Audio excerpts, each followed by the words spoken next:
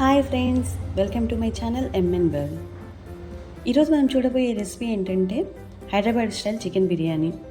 నేను kilo chicken అయితే తీసుకొచ్చేసి దాన్ని నీట్గా కడిగేసి సాల్ట్ వాటర్లో కొంచెంసేపు డిప్ చేసి పెట్టానండి. దానివల్ల చికెన్ కొంచెం బాగుంటుందని.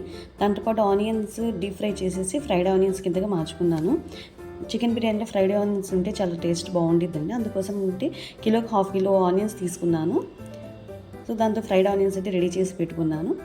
ఒక హాఫ్ అన్ అవర్ తర్వాత మనం సాల్ట్ వాటర్ నుంచి చికెన్ని తీసేసుకొని దాంట్లో మొత్తం లెగ్ పీసెస్కి కొంచెం ఘాట్లు పెట్టేసుకుందాము. ఎందుకంటే పీసెస్ లోపల కూడా మసాలా అంతా లోపలికి వెళ్ళాలి కాబట్టి.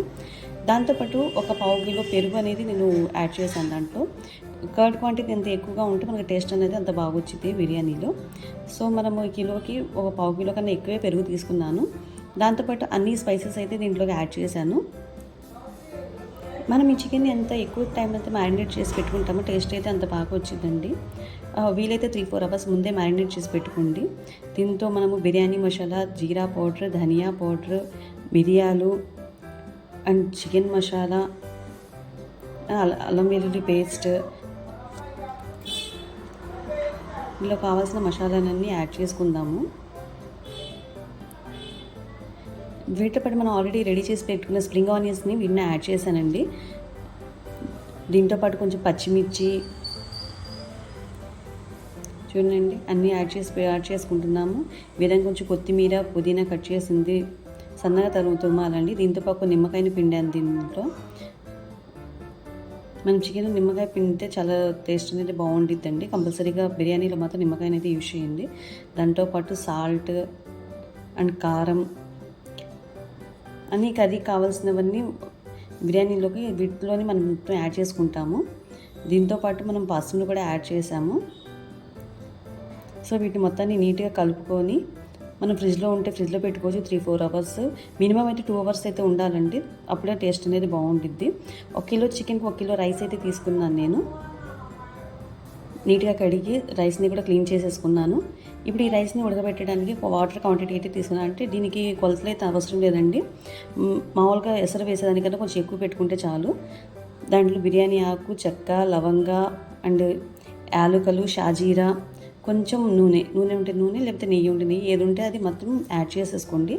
ఇలా పొంగు వచ్చిన తర్వాత మన రైస్ని అందులోకి యాడ్ చేసుకొని కుక్ అయితే 60-70% కుక్ అయిన తర్వాత దాన్ని మనము ట్రైన్ చేసుకుందాము. రైస్ని ఎక్కువ కూడా కుక్ అవ్వకూడదండి. 60-70% మాత్రమే కుక్ అవ్వాలి.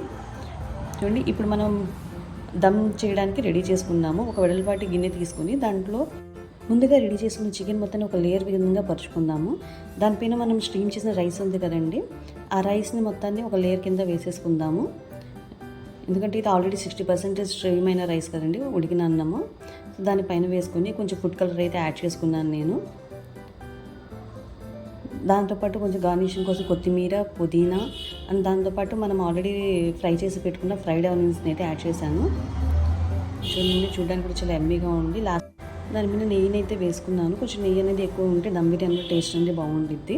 సో దీనికి ఇప్పుడు దమ్ వదిలేద్దాము. నేను వాటర్ కొంచెం డ్రాప్ అవుతాయి అని చెప్పేసి దగ్గర ఫాయిల్ పేపర్ లేదండి, అందుకని టిష్యూస్తో కవర్ చేసేసాను వాటర్ పడకుండా. దీని మీద మూత పెట్టేసి కొంచెం వెయిట్ని అయితే పెట్టాను. మనం ఇవంతా రెడీ చేసుకున్న తర్వాత ఒక 15 మినిట్స్ మీడియం హై ఫ్లేమ్లో అండ్ 10 మినిట్స్ లో ఫ్లేమ్లో పెట్టేసేసి ఇంకా స్టవ్ ఆఫ్ చేసుకుందాము. చూడండి చికెన్ బిర్యానీ ఎంత నీట్గా రెడీ అయిందో. మా పిల్లలైతే దీనికోసం ఆగలేదండి. వెంటనే పిల్లలకి వేడివేడిగా చికెన్ బిర్యానీ సర్వ్ చేశాను. రైస్ చాలా టెండర్గా ఉంది, జ్యూసీగా చికెన్ ఉంది కూడా. చాలా బాగా కుదిరిందండి. రెస్టారెంట్ స్టైల్లో సేమ్ ఉంది. మీరు కూడా చికెన్ బిర్యానీ ఇంట్లో చేసి ఆనందించండి. So thank you for watching. Please like, share and subscribe.